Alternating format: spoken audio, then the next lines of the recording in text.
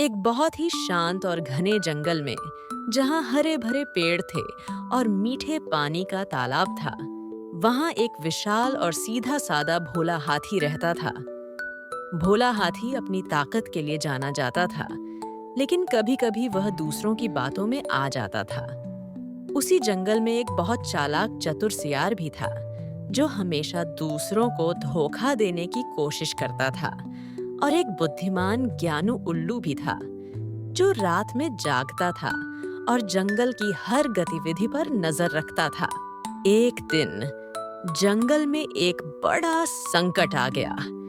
भयंकर तूफान के कारण एक बहुत बड़ा पेड़ गिर गया था और उसने तालाब तक जाने का रास्ता बंद कर दिया था। अब किसी भी जानवर को पानी नहीं मिल पा रहा था। सभी जानवर परेशान थे।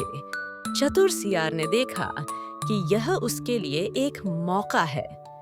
वह तालाब के पास गया और जोर से चिल्लाया, ओह, यह पेड़ तो इतना भारी है कि इसे कोई नहीं हटा सकता। हमें प्यासे ही रहना पड़ेगा।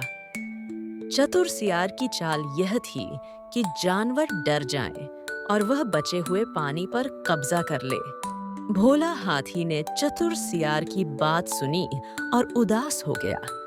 उसने अपनी पूरी ताकत से पेड़ को हटाने की कोशिश की, लेकिन वह उसे हिला भी नहीं पाया। तभी ज्ञानू उल्लू, जो एक ऊंचे पेड़ पर बैठा था, नीचे आया। उसने चतुर सियार की चालाकी भांप ली थी। ज्ञानू उल्लू ने कहा, घबराओ मत, जंगल के साथियों। चतुर सियार झूठ बोल रहा है। यह पेड़ हटाया जा सकता है, लेकिन हमें मिलकर काम करना होगा।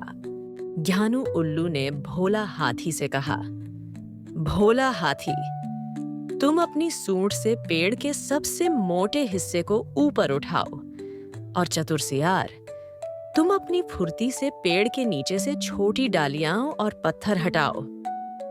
चतुर सियार थोड़ा हिचकिचाया, लेकिन ज्ञानू उल्लू की बात माननी पड़ी। भोला हाथी ने अपनी पूरी ताकत लगाई और धीरे-धीरे पेड़ को ऊपर उठाया। जैसे ही पेड़ थोड़ा ऊपर उठा, चतुर सियार ने तेजी से उसके नीचे से बाधाएं हटा दीं। ज्ञानू उल्लू भी ऊपर से सही दिशा बताता रहा। सबने मिलकर काम किया। कुछ ही देर में पेड़ को रास्ते से हटा दिया गया और तालाब का रास्ता खुल गया। सभी जानवर पानी पीने के लिए दौड़ पड़े और खुश हो गए। चतुर सियार को अपनी गलती का एहसास हुआ। उसने भोला हाथी और ज्ञानू उल्लू से माफी मांगी।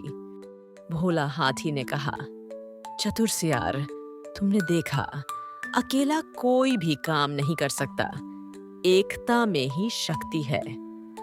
उस दिन के बाद चतुर सियार ने धोखा देना छोड़ दिया और वह जंगल में सबके साथ मिलकर रहने लगा।